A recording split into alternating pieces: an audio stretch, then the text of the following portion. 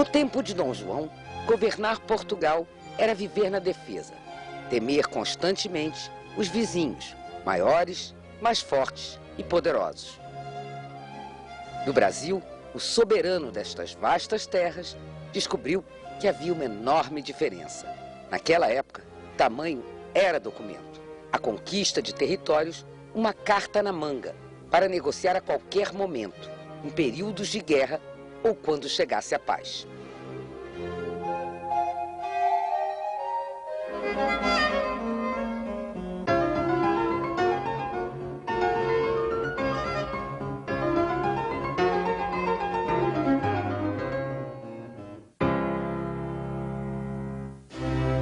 Assim que chegou ao Rio de Janeiro, Dom João declarou guerra à França.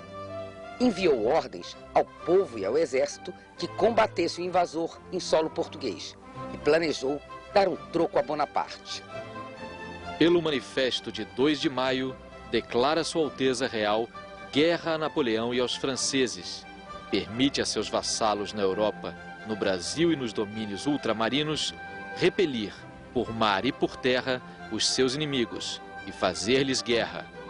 Declara Sua Alteza Real nulos todos os tratados que o imperador dos franceses o fez assinar e que jamais deporá as armas. Não consente e não consentirá, em caso algum, na cessão de Portugal, que forma a parte mais antiga da herança e dos direitos de sua família real. Dom João enviou tropas reais e homens de confiança para o norte do Brasil. Em 1809, Caiena, colônia francesa, a atual Guiana, começou a ser invadida. Em 1812 estava totalmente dominada. A tomada da Guiana marca uma política voltada para o novo continente. Não é um simples ataque, mas é uma medida ofensiva com caráter defensivo. O que eu quero dizer? Toda essa política americanista da corte portuguesa no Rio de Janeiro, ela parte do pressuposto de que o Império Português está fragilizado. Portanto, essa política, ela é estratégica, ela é circunspecta, ela é cautelosa. Ao mesmo tempo, então, que trata-se de uma represália, na verdade é garantir uma moeda de troca.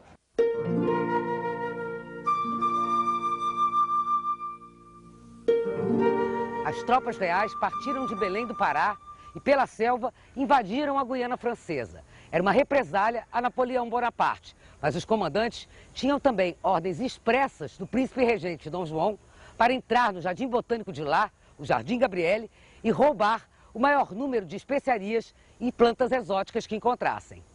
Eles eram obcecados para essa história de especiaria. Em Portugal não tinha aquele espaço e também não era tropical que pudesse plantar no próprio Portugal.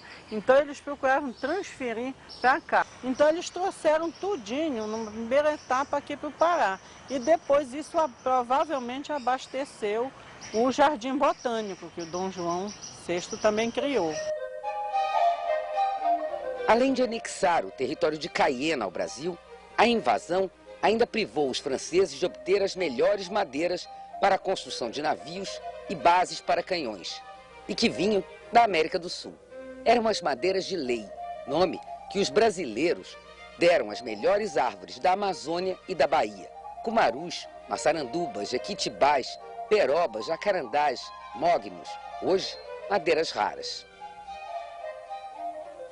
Madeira de lei justamente porque havia uma ordem régia proibindo a derrubada de matas, né, e dando exclusividade para a exportação, da extração da madeira para a exportação. Por isso que o nome madeira de lei vem do século XVIII em função dessas ordens régias de Portugal. Mas a madeira exportada nessa época era madeira em tora. É muito difícil você quantificar quanto de madeira chegou a ser exportada para Portugal. E essa produção e essa exportação continuou bastante intensa até pelo menos o início do século XIX.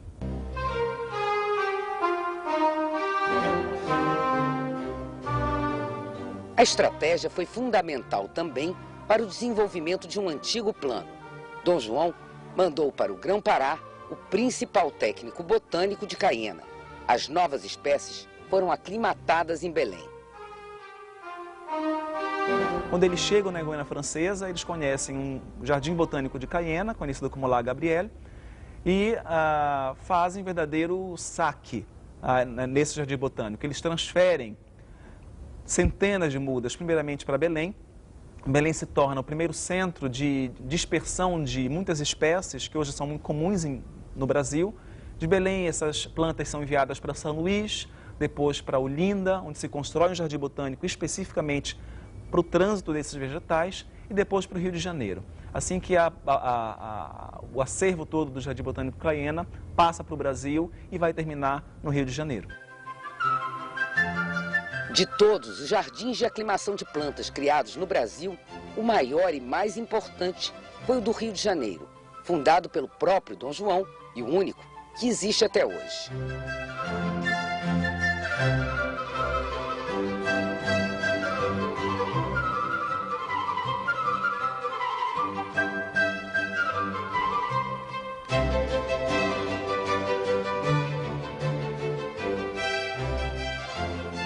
A vantagem, a grande surpresa que foi a questão climática do Brasil em algumas regiões ser compatível com a Ásia tropical é que ficava no meio do caminho. Se cultivasse aqui, não precisava mais ir para a Índia. Eles fizeram essa rota enquanto foi necessário para abastecer os seus hortos no Brasil. A partir do momento, é bem sintomático, a partir do momento que as plantas se desenvolveram no Brasil, acabou a rota da Índia. Ela foi minguando, minguando. Na mesma época, chegou ao Brasil um navio com 200 mercadores portugueses que estavam presos numa possessão francesa na Ásia. Entre eles, um especialista em plantas, Luiz de Abreu Vieira e Paiva, que passou alguns anos trabalhando no Jardin des Pamplemousses, o maior de todos os jardins de espécies botânicas que os franceses construíram na Ilha de França, hoje uma das Ilhas Maurício, na Ásia. Luiz de Abreu foi quem trouxe para o Jardim Botânico do Rio sementes da valiosa noz moscada, de lixias chinesas e mudas de uma palmeira que foi plantada no jardim pelo próprio Dom João. Mas a exótica palmeira areca, roubada pelo botânico e plantada pelo regente, não tinha nada de asiática. Tinha sido levada da Caiena para o Jardin des Pamplemousses, que já existia no Grão-Pará, fruto do contrabando de plantas. A Aléia de Palmeiras é, até hoje, um cartão postal emblemático do Jardim Botânico.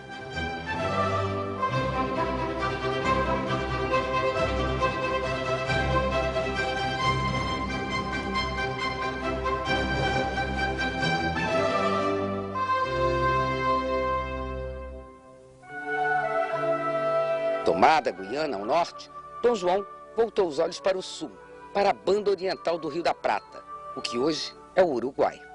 Eram terras que pertenciam a outro antigo país rival, a Espanha, na época sob o poder de Napoleão, governada pelo irmão dele, José Bonaparte, e começando a enfrentar os movimentos republicanos de independência na América Latina.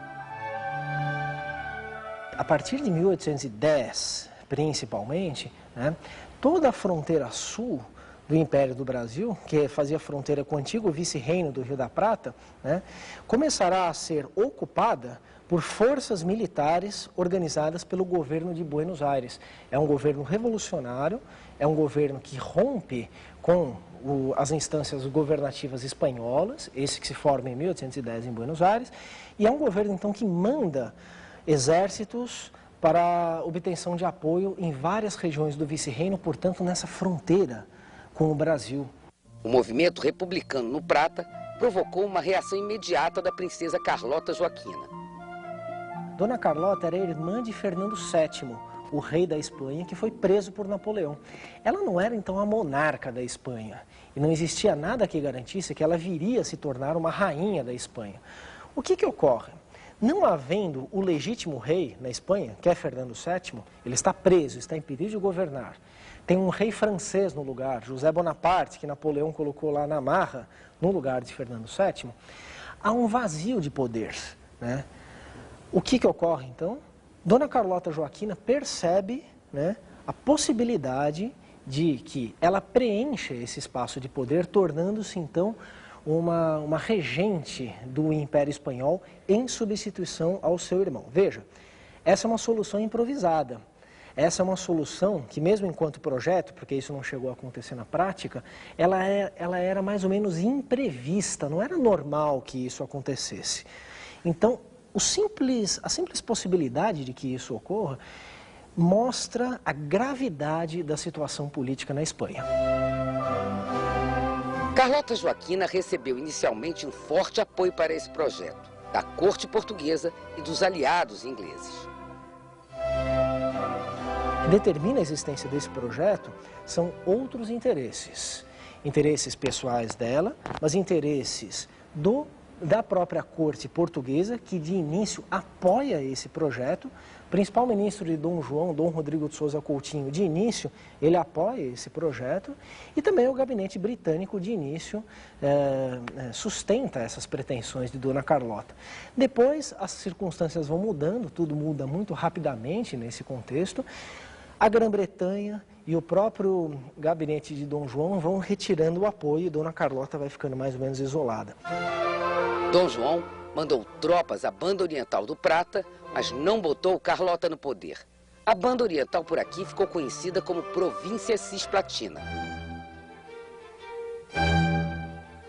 E aí a corte portuguesa no Rio de Janeiro vê uma circunstância muito propícia para estender a sua área de influência na região. Em 1811, Dom João, a corte do Rio de Janeiro, envia exércitos para intervirem numa guerra que vinha sendo travada entre Montevidéu e Buenos Aires, Montevidéu realista e Buenos Aires revolucionária. É uma intervenção rápida em 1811. Em 1816, a corte portuguesa do Rio de Janeiro decide por uma nova intervenção que se mostrará mais duradoura. Em janeiro de 1817, poucos meses depois então de adentrarem o território dessa Banda Oriental, as forças portuguesas ocupam Montevidéu. Com a tomada da Banda Oriental do Prata, o imenso Brasil ficou ainda maior. Em vez de Oiapoque e Chuí, as nossas fronteiras iam de São Jorge, na Guiana, a Sacramento, no Uruguai.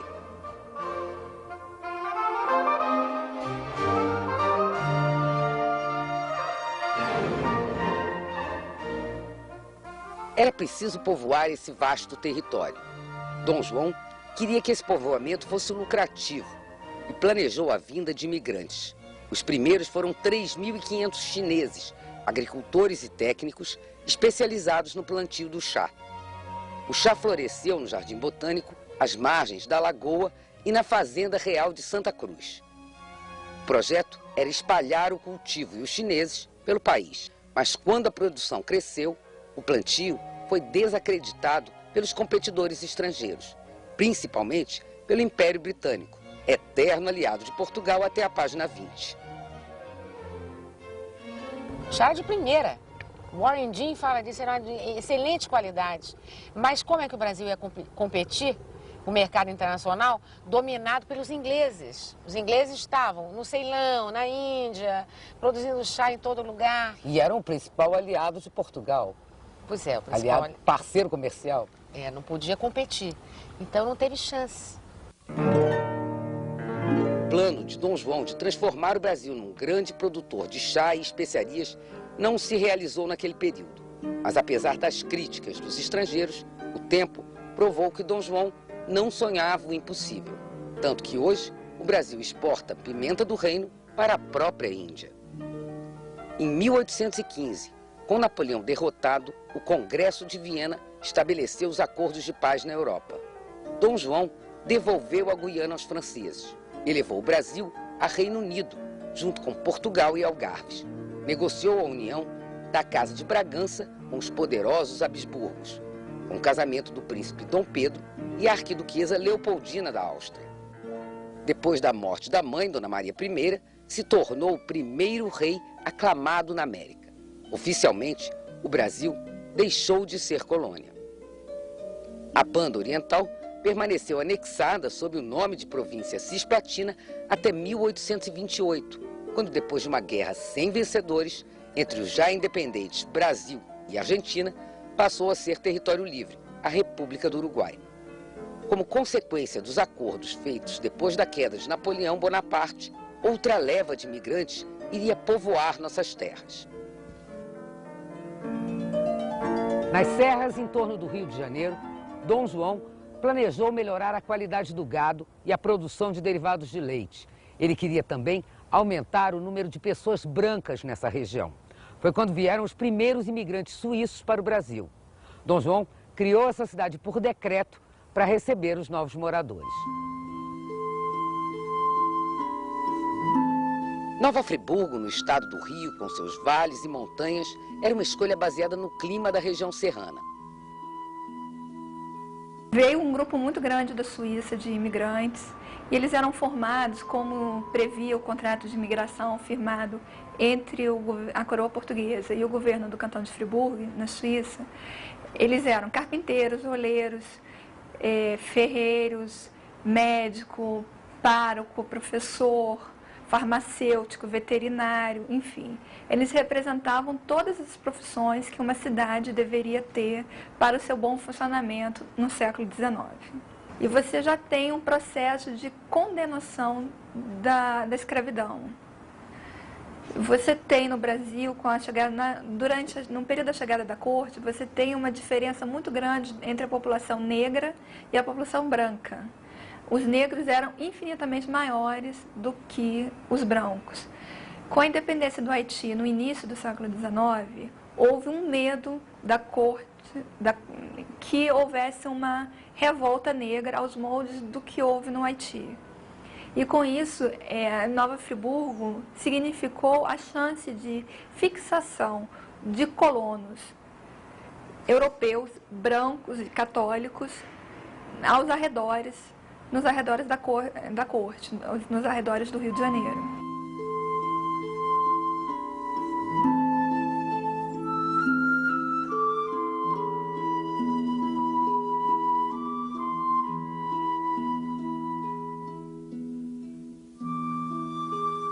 Tinha tudo para dar certo. A imigração suíça foi organizada por um intermediário que conquistou a confiança de Dom João. Mas o negociante Sébastien Nicolas Gachet levou tantas vantagens que o que era o sonho de muitos virou o caos. Gachet ficou encarregado de trazer 100 famílias. Trouxe mais, 2.000 suíços, e embarcou 427 num único navio. Os imigrantes vieram entulhados nos porões do Urânia e de outros 6 veleiros. No total, morreram mais de 500 pessoas em consequência da aventura. No ventre do Urânia, nasceram 14 bebês. O navio teria passado a fazer transporte negreiro depois desta viagem. Os sobreviventes chegaram exaustos a Nova Friburgo. O quantitativo de 25% de óbitos você encontrava nos navios negreiros, né? Dadas as condições precaríssimas nas quais eram trazidos os africanos para o Brasil, né? Não é por acaso que os navios eram chamados de tumbeiros. E esse quantitativo você encontra também na migração suíça. Em vez das casas prometidas, Gachet construíra verdadeiras senzalas para a colônia suíça. O desonesto negociante foi banido da corte. Os suíços resistiram e criaram o que hoje são Nova Friburgo e arredores. A memória heróica dos primeiros imigrantes está nesse pequeno museu na cidade de Nova Friburgo.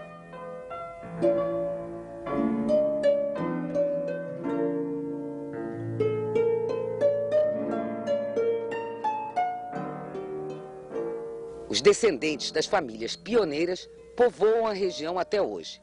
Pont, Sanglar, Vermellinger, Monerá, Boechat, Uverney. A primeira casa de Nova Friburgo tem a marca da família Sanglar. Neste vale, ligado a Nova Friburgo por estradas de chão, ainda vivem, praticamente como no século XIX, sem telefone, sem tecnologia, da criação do gado e do cultivo da terra, a maior de todas as famílias pioneiras, os Uverney. Daqui saem pouco, quase nunca. Um que eu estou aqui, eu não saio mais daí. Aí quase não vem mais ninguém. Então, eu não posso. São a memória viva de outro sonho joanino que acabou por se realizar com o tempo e a persistência desses povos. E que o Brasil, mesmo de um jeito caótico, corrompido e imperfeito, acabou por acolher.